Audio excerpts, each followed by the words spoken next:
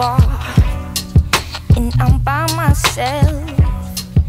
Yeah, this world is dark. Wake up and get started. You feel alone.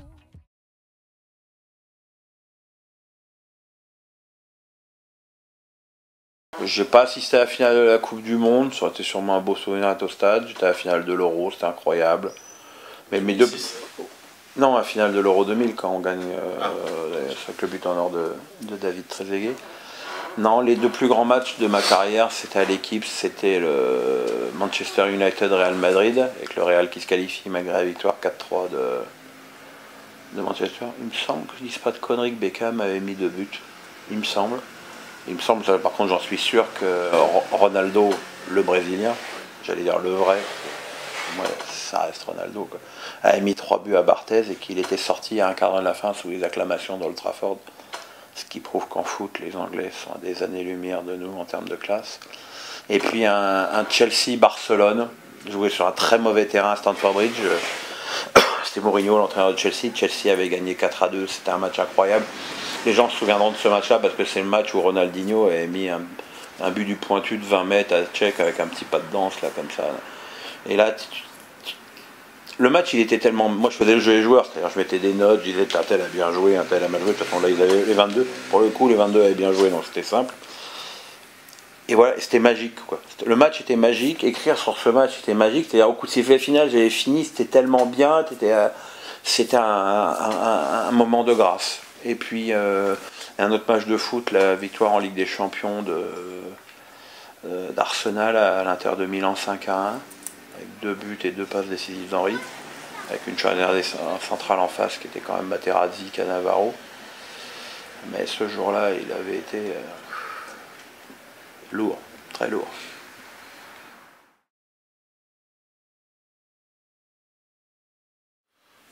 J'ai l'impression que c'est quand même extrêmement difficile de faire le Tour de France à cette vitesse-là sans prendre de produits interdits.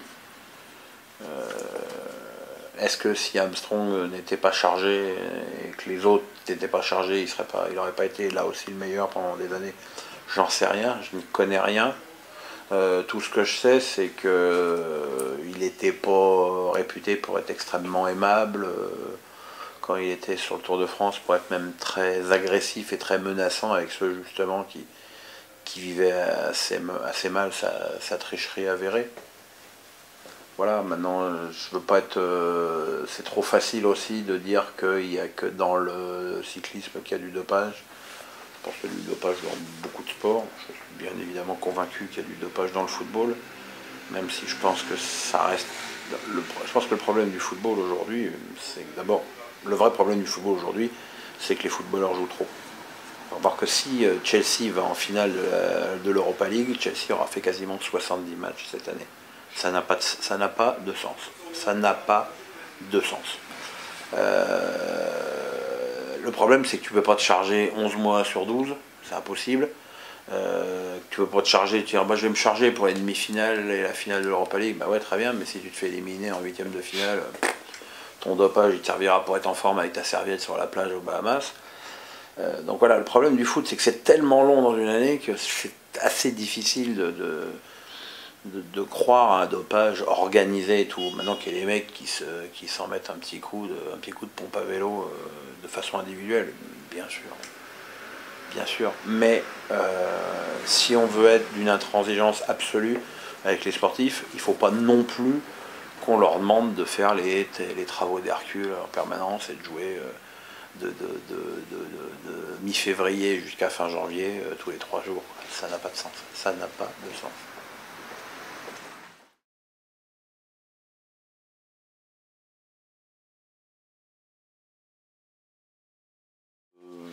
Bon, je pourrais coacher un match de petit niveau. Oui, peu importe. Ouais, j'aimerais bien ça. Maintenant, le problème, c'est que les matchs, c'est le week-end. Mais le week-end, j'ai un peu d'école.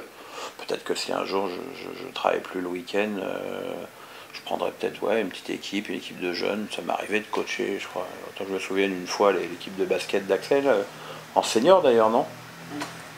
Bon. On avait perdu. Je pense que j'avais peut-être évité qu'on prenne une énorme branlée. Ouais, ouais, j'aimerais bien. Ouais, j'aimerais bien. Ouais. C'est vrai que par moment, être juge, comme je le suis tout le temps, c'est pas pesant, c'est un peu lassant. J'ai été dirigeant de Reims pendant 1 an et malgré toutes les souffrances qu'on m'a pu faire subir là-bas, dans mon relationnel avec les joueurs, avec un Julien Ferré, par exemple, j'ai vraiment kiffé, quoi. Et c'était certainement la période de ma vie où j'étais le plus chiant avec ma famille. Mais ouais, en termes d'émotion, c'est vrai que tu vis des trucs hors normes, même si t'es pas coach, quoi. Je ne serai jamais coach d'une équipe de foot pro parce qu'il faut des diplômes pour ça. Puis je commence à être un peu bouilli. Mais ouais, être acteur plus que juge, c'est un sacré kiff. Ouais.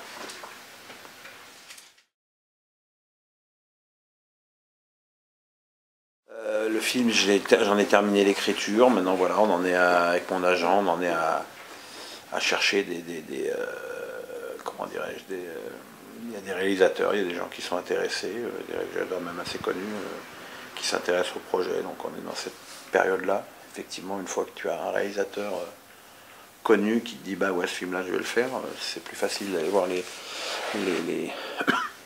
producteurs et de trouver les financements. C'est ouais. Enfin, le film, bon, j'en ai écrit 4 versions, parce que tu écris l'histoire sur une dizaine de pages, après tu écris le film dialogué. Je fais une première version, j'ai tenu compte de certaines remarques, j'en ai fait une deuxième, puis de certaines remarques, j'en ai fait une troisième, puis de certaines remarques, là j'en suis à la 4e. Il y en aura peut-être encore 1, 2, 6, 10 avant que le film prenne sa tournure définitive. Moi, le seul objectif que j'ai dans cette histoire, c'est que le film il soit à l'écran.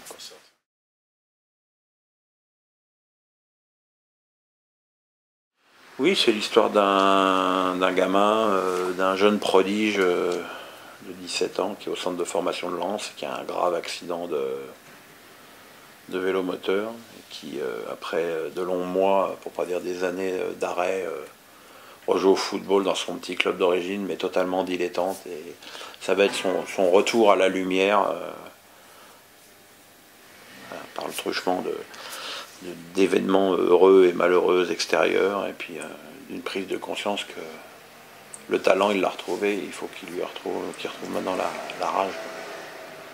C'est pas du tout les gens qui disent tiens Ménès va faire un film sur le foot, ça va être un truc au vitriol, il va mettre des pains à tout le monde, il va attaquer les joueurs, bling bling, les femmes de joueurs, des poufs, tu vois, c'est pas du tout ça. C'est un film, c'est con à dire, mais c'est presque un film testament. Voilà pourquoi j'aime le foot.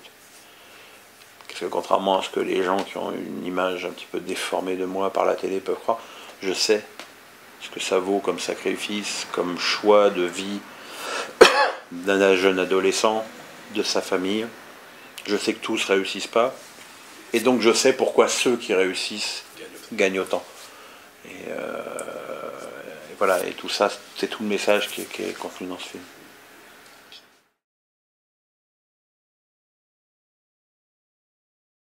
Bah, le 3-0 de Fabien Antonietta était une bonne comédie, assez bien observée en plus sur ce qu'était le PSG à l'époque. Le goal 1 était pas mal à Newcastle, parce que quand tu connais bien Newcastle, c'est quand même tout à fait ça. Bon, après, en général, pour faire un télo, il faut dire coup de tête, mais coup de tête, c'est pas un film sur le foot, c'est une comédie de mœurs avec Patrick Devers, c'est une comédie de mœurs parce que le mec joue au foot, mais c'est pas très très important, le foot n'est pas un truc important dedans. Sauf que le problème, c'est que les gens, quand tu fais un film de foot, bah, c'est comme quand tu fais un film de karaté, il faut assumer qu'il y ait des scènes de combat toutes les 10 minutes, quoi. C'est pareil. S'il faut s'excuser de faire un film de foot, faut pas le faire. À partir du moment où tu fais un film de foot, il faut faire un film sur le foot, quoi. Avec donc une exigence absolue sur les scènes de foot.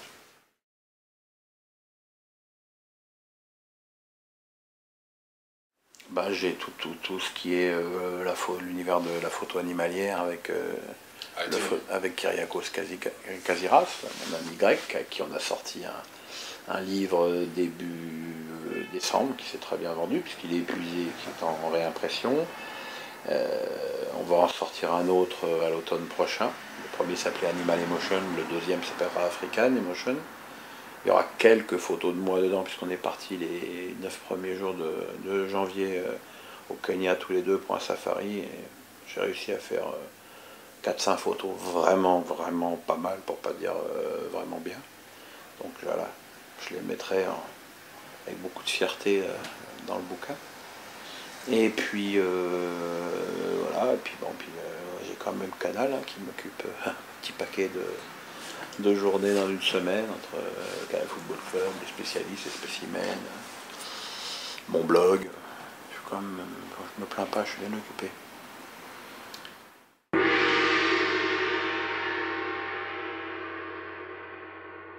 Ah bon, d'accord. D'accord, André Chinois. Portrait chinois, d'accord.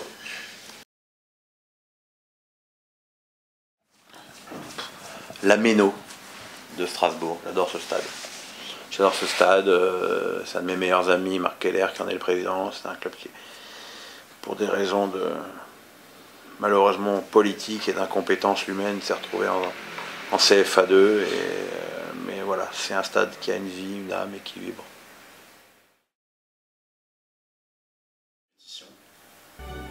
La Champions League. Je suis comme un gosse quand j'entends. C'est voilà, ça m'électrise alors que voilà, c'est la Champions League. L'équipe, qui est d'autre. J'y ai passé 21 ans, c'est une belle maison, j'ai été fier d'être grand reporter à l'équipe. Pour moi, voilà, c'était... les gens qui me disent « Ah, vous devez être fier aujourd'hui d'être connu, d'être à la télévision ». Je dis « Ouais, j'étais grand reporter à l'équipe aussi, quoi. » L'affaire Strauss-Kahn, d'abord parce que malheureusement, je pense qu'elle nous a privés de quelqu'un d'extrêmement compétent. Et ensuite parce qu'on touche à l'éphémère et à l'expression une carrière qui bascule en quelques secondes. Ben voilà, la carrière d'un mec qui allait être président de la République, qui a été balayé pour une histoire de fesses assez sordide en plus. Ça a été quand même une onde de choc incroyable. Incroyable. Surtout quand, comme moi, tu es assez fan de la série New York Police Judiciaire. Alors là, pour le coup, j'étais totalement au top sur le dossier. Et la mise en accusation, le plaidant coupable, les Rikers, j'étais au top. Nicolas Sarkozy. Parce que je l'ai rencontré il n'y a pas très longtemps, et rarement un homme a été aussi adorable et élogieux avec moi que lui. Donc déjà, il a flatté mon ego, c'est pas si souvent. Et puis voilà. Et puis moi, j'aime pas la justice dans la vie. Et je pense qu'on a été très injuste avec cet homme. Je dis pas qu'il a tout fait bien, qu'il avait tout bon parce que Jacques Toubon en plus c'était plus avec lui. Mais qu'il n'a pas fait des erreurs, notamment en termes de com, mais la manière dont il a été laminé sur le plan médiatique me paraît déplacée.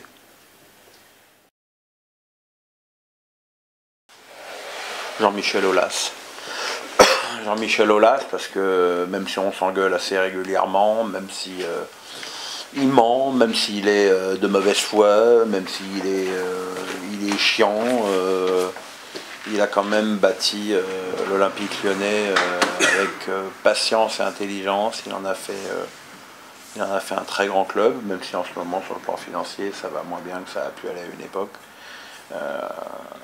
Il reste pour moi, malgré tous les défauts que je viens de dire, à la fois le meilleur et le plus respectable des présidents français. Sinon, bon, je le connais pas, mais c'est vrai que Moratti, le président de l'Inter de Milan, est un homme très bien aussi. J'ai jamais eu que des bons échos concernant son attitude et son comportement avec les joueurs. Christian Gourcuff, parce que voilà, parce que quand je parle de foot avec lui, que je regarde, c'est la manière dont il a travaillé avec son ordinateur, sur le déplacement de son équipe. Le foot, c'est un jeu de hasard par rapport au basket, à tous les autres sports, ils se jouent avec les mains. Le foot, ça se joue avec les pieds. Tu peux pas avoir avec le pied la même précision qu'avec les mains, et pas tout le temps. pour moi, le foot, c'est un sport de hasard. Et que les meilleurs, c'est ceux qui arrivent à supprimer le hasard. Alors tu peux supprimer le hasard en achetant les meilleurs joueurs à prix d'or, mais tu peux aussi supprimer le hasard en ayant la tactique la plus rationnelle, la plus adaptée à ton effectif.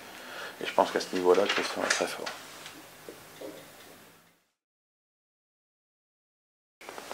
Michael Jordan, parce que je pourrais difficilement faire une interview de sport sans parler de Jordan, parce que voilà, il a dominé son sport comme peu l'ont dominé.